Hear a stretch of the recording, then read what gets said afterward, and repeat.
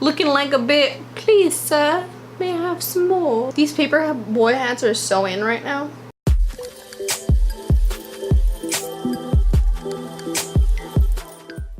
Welcome back, my children. It is Morbid here with another book talk. You guys, I haven't done one in so long, and I've read this book towards the end of September, and then October came, and I was just like, I was so wrapped up in like Halloween in October that there was just no place to do a book talk really. So now I'm excited. I finally get to get this out of the way because I really been meaning to talk about it with you guys. So today we're going to be talking about We All Looked Up by Tommy Wallach. Wallach or Wallish? Quick overview about this book. It is a fiction, I feel like young adult.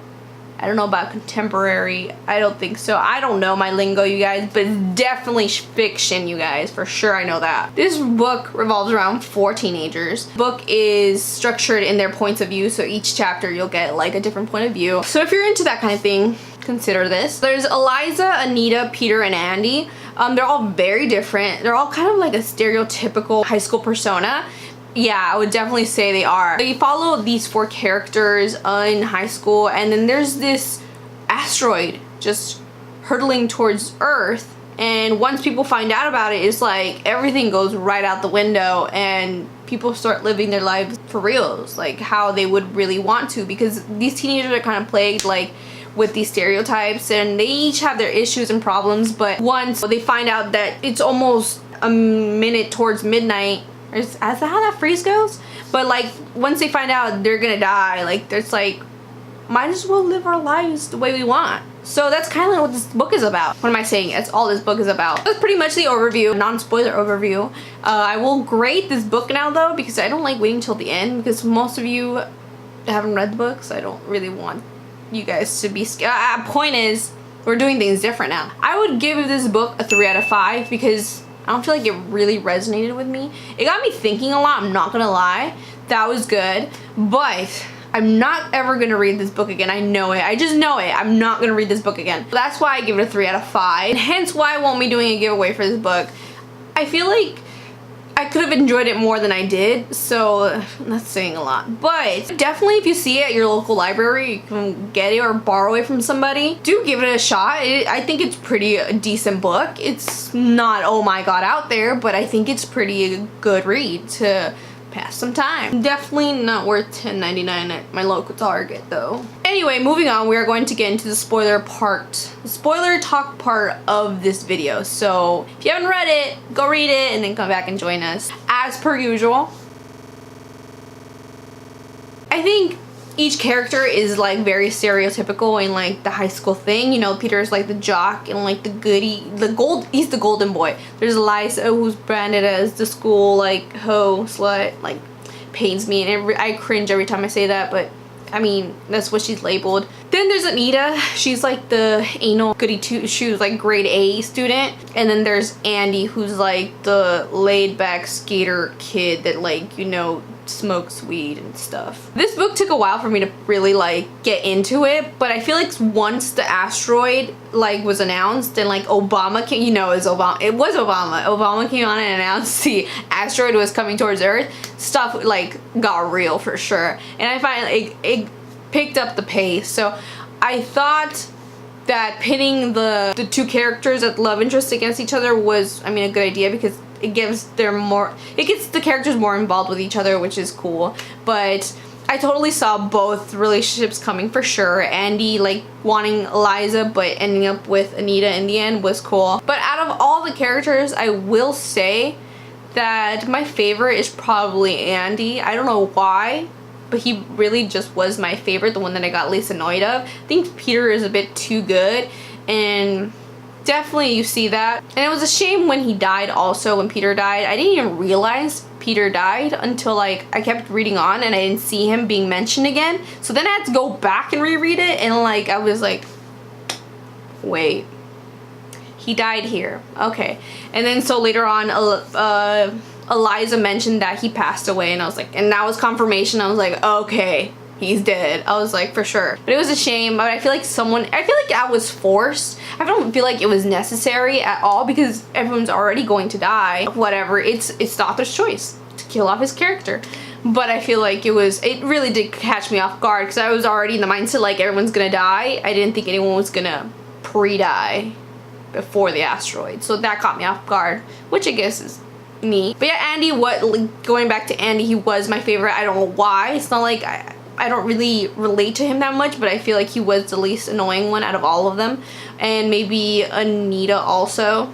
So I feel like the climax was definitely the part with Bobo and like, you know, leading up to Peter dying.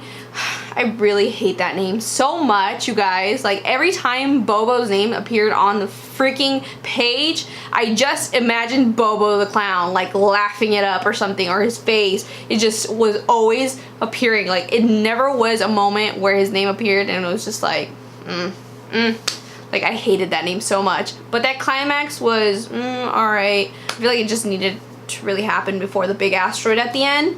And the party at the end of the world sounds really, really cool.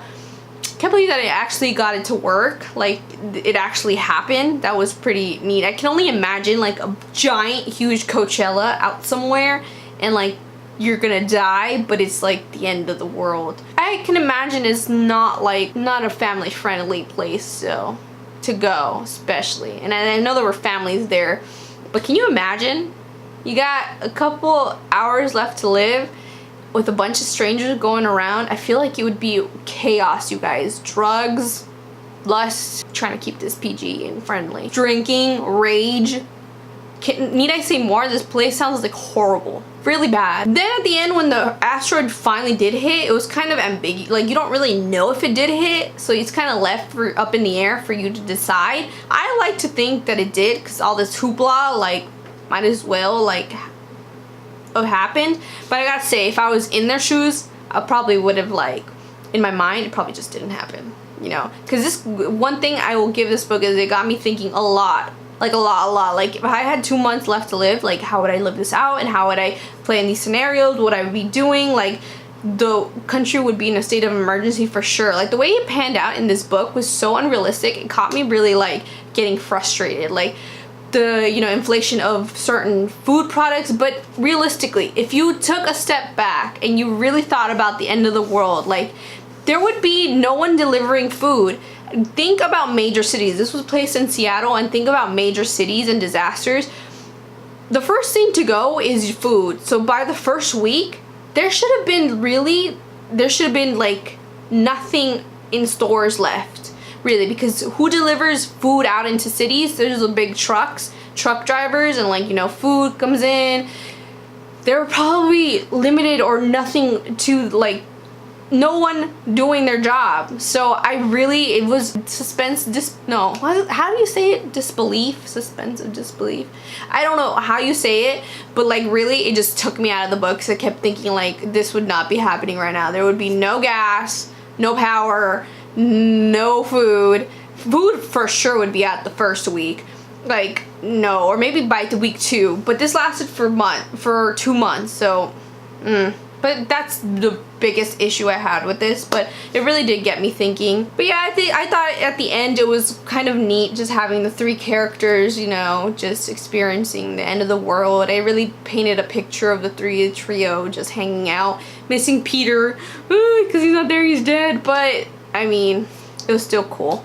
So that's it. That's all I really have to say about this book. Like I mentioned, I won't really be picking this up again, but it was cool while I was reading it. It really got me thinking for sure, you guys, a lot. Like you should have seen me, like I was having dreams about like comets coming towards the earth and like us dying. It was pretty scary, and I kept having talks about my boyfriend about this subject, like what will we do if there's an asteroid hurtling towards earth, I can't speak, or like there has to be some kind of like government plan if there were such a thing like coming towards earth, or how would we prepare type of thing. What would we do? So really interesting talking points while I was reading this book. That's, yeah. So I'm gonna leave you guys here. Hope you enjoyed. Like, want to discuss something, leave it down below. Give the video a like if you liked it. Subscribe if you're not subscribed already. And yeah, I'll leave you guys here. So I'll see you in my next video. Bye, my children.